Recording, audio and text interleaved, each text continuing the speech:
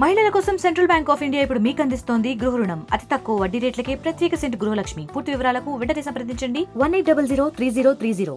ఈ రోజు వైఎస్ఆర్ కాంగ్రెస్ పార్టీ తరఫున మా మాజీ శాసనసభ్యులు దూరం నాగేశ్వరరావు గారు మరియు వైఎస్ఆర్ కాంగ్రెస్ పార్టీ నాయకులందరం కూడా ఇక్కడ పర్యటించి దీని యొక్క పరిస్థితుల్ని తెలుసుకుని, అదేవిధంగా ప్రజల యొక్క ఇబ్బందుల్ని తెలుసుకుని వాళ్ళని పరామర్శించి వాళ్ళ యొక్క ఇబ్బందులు తెలుసుకోవడానికి రావడం జరిగింది. ఇక్కడంతా కూడా దాదాపు బొడ్డు లోతు నీళ్లలో వీళ్ళందరూ కూడా చాలా ఇబ్బందులు పడుతూ ఉంటే, ఇన్ని రోజుల నుంచి ఇక్కడికి ఎవరు ప్రభుత్వం తరఫున గాని, నాయకులు గాని, స్థానిక ఎమ్మెల్యే గాని, ప్రభుత్వ అధికారులు గాని ఎవరు కూడా వచ్చి వీళ్ళని పలకరించిన పాపాన పోలేదు. ఇన్ని రోజుల నుంచి వీళ్ళు బయటికి వెళ్ళడానికి కూడా దారి లేక ఇబ్బందులు పడుతూ ఉంటే వీళ్ళ కనీసం ఇంటింటికి నిత్యావసర సరుకులు కూడా కనీసం కూడా సరఫరా చేయలేదు.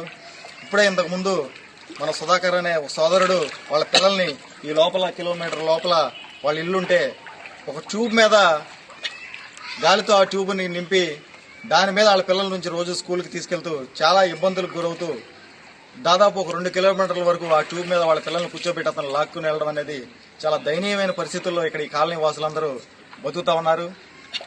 ఇక్కడికి ఇంకా కరెంటు కూడా పునరుద్ధరణ జరగలేదు. ఇంకా అనేక సమస్యలతో వీళ్ళందరూ ఉన్నారు. డ్రైనేజ్ వ్యవస్థతో ఇబ్బందిగా ఉంది.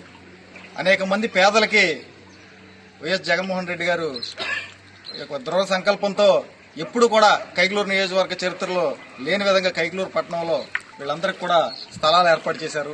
ఈ రోజున అనుకోని విపత్తు వచ్చింది. దీనికి ప్రస్తుతం ఉన్న ప్రభుత్వం కానీ, స్థానిక ఎమ్మెల్యే కానీ, స్థానిక అధికారులు కానీ ఎవరూ కూడా పట్టించుకోవట్లేదు.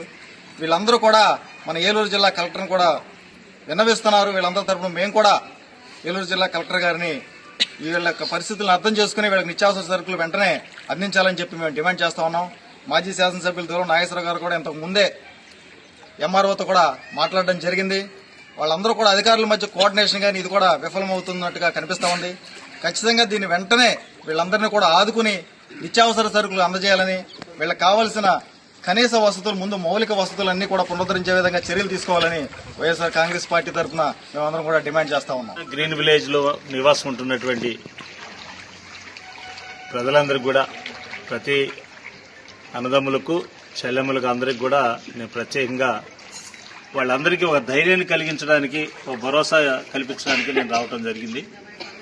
ప్రభుత్వం నుండి దాదాపు 15 రోజుల నుండి భారీ వర్షాలు, తుఫానులో ఇబ్బందులు పడుతున్న దృష్ట్యా ప్రభుత్వం తరఫున ప్రభుత్వం లేదా ప్రజాప్రతినిధులు వచ్చి వాళ్ళని ఆదుకుంటారు, ఆదుకుని వాళ్ళకి అండగా ఉంటారని నేను చూశాను.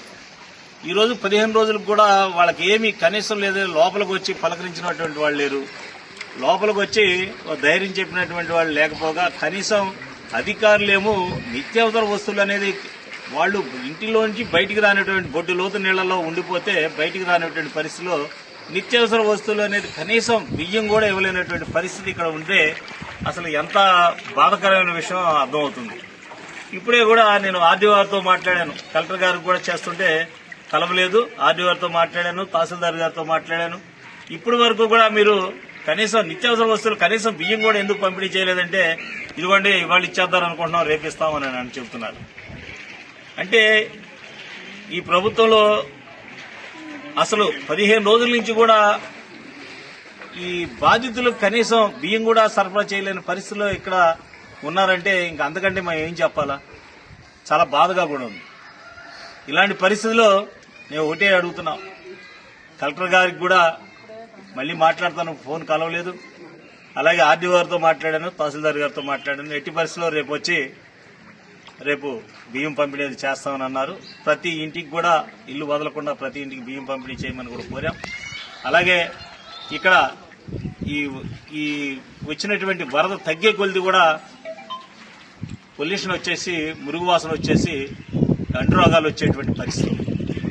దానికి వెంటనే కైకలూరు హెడ్ క్వార్టర్లో, మండల హెడ్ క్వార్టర్లో ఉన్నటువంటి ఎంఆర్ఓ గారు శ్రద్ధ తీసుకుని ఎండీఓ గారిని వెనకాల పెట్టి, ఎండీఓ గారిది బాధ్యత ఈ గ్రీన్ విలేజ్ లో ఉన్నటువంటి ప్రజలకు ఎలాంటి అసౌకర్యాలు కలగకుండా, అంటు రోగాలు రాకుండా, జ్వరాలు రాకుండా కాపాడాలని బాధ్యత ఎండీఓ గారికి ఉంది.